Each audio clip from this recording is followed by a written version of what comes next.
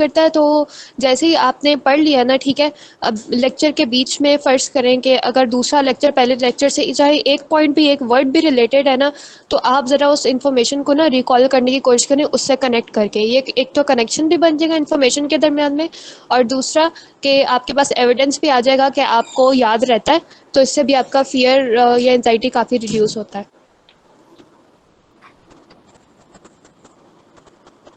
मेरी आवाज़ आई थी?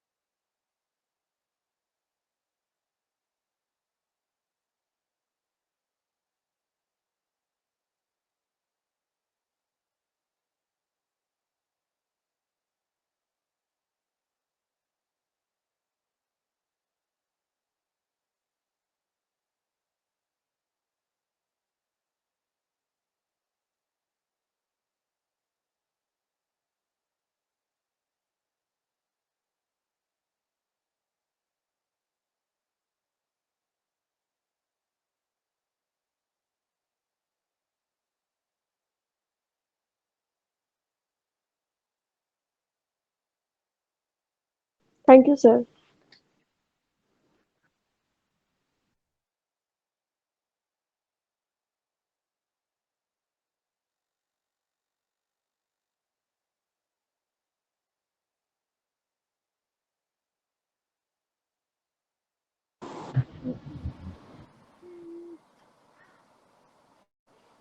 Thank you so much sir, Ma'am, I आपने have a मुझे मौका question. दिया।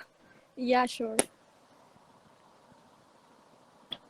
मैम उसी की कंटिन्यूटी में एक बात कहनी है पहले जो सर बात कर रहे थे, हम ऐसे चीज़ों को रिलेट करके भी याद कर सकते हैं। Like you can relate things with the things that you remember easily. तो आप उसको, जो आपको चीज़ें डिफिकल्ट लग रही हैं, जो आपको न्यू लग रही हैं, आप उनके निमोनिक्स या किसी तौर पे भी कर लें तो वो भी आई गेस ईजी हो जाता है फिर आपको उसको मेमोराइज करना, और लिख के भी करना तो वो तो बेस्ट है।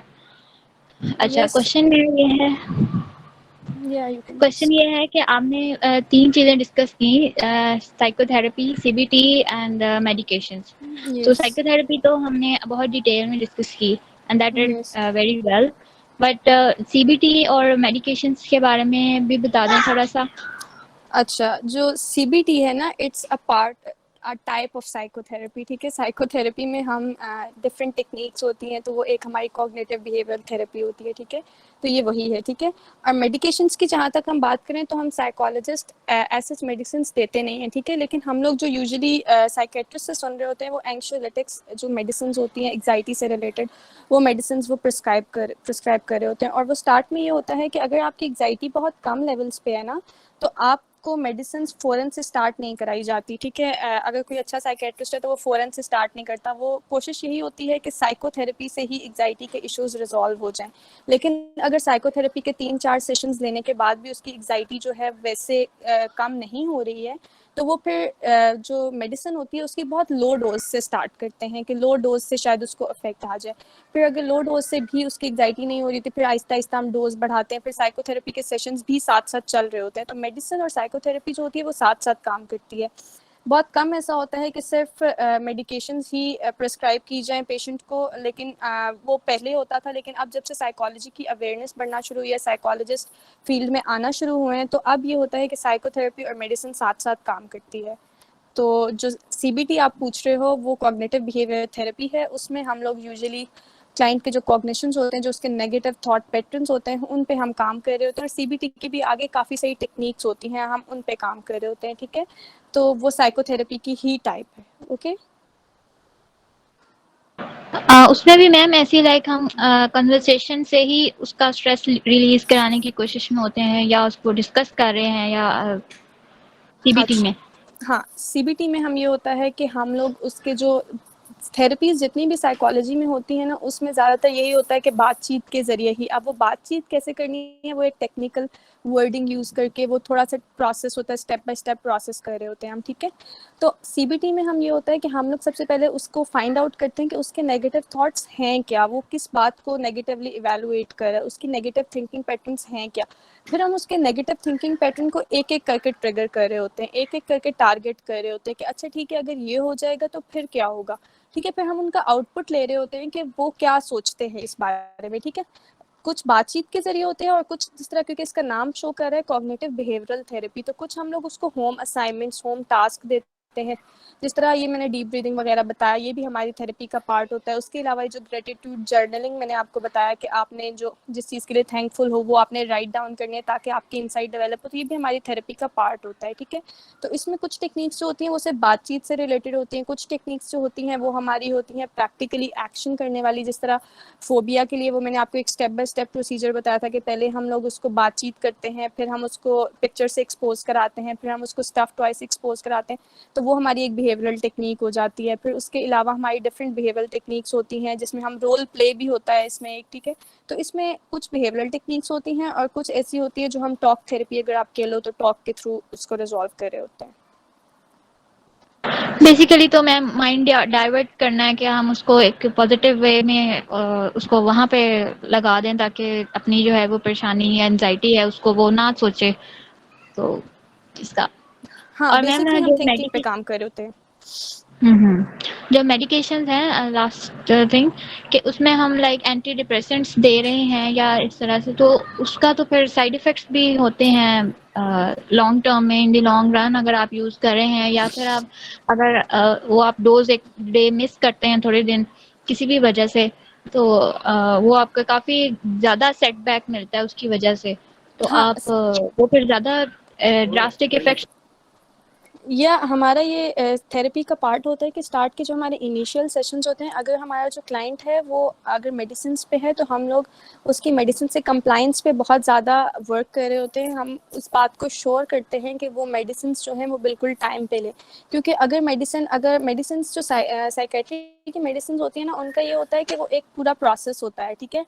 फॉर एग्जाम्पल वो मंथ का अगर एक प्रोसेस है, मंथ का पूरा उनका एक क्या उसको हम कह लें, एक पूरा प्रोसीजर होता है, ठीक है। पूरा मंथ उन्होंने वो लेनी होती है मेडिसिन, ठीक है। अगर वो मंथ में अगर 15 डे पे आके अगर वो एक दिन की मेडिसिन छोड़ देता है ना, तो उसकी प्रोग्रेस फर्स्ट डे पे वापस से चली जाती है, उसे फिर पूरे मंथ का कोर्स दोबारा से करना पड़ता है। और अगर जब वो 0 पे जाती है तो उसके जो सिम्टम्स होते हैं वो और बुरे तरीके से आते हैं, ठीक है। बहुत वर्स होके उनकी जो फॉर्म होती है बहुत वर्स हो जाती है, स्वेयर हो जाते हैं सिम्टम्स और ज़्यादा।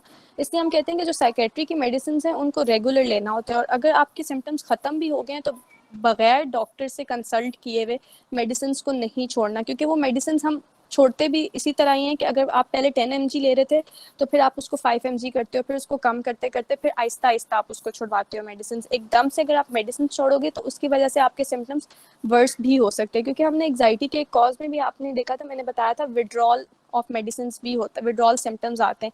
विड्रॉल सिम्टम्स क्यों आते हैं? क्योंकि आप एकदम से मेडिसिन छोड़ देते हो, तो वो बहुत वर्स कर सकता है आपके जो डिसऑर्डर के सिम्टम्स हैं उनको।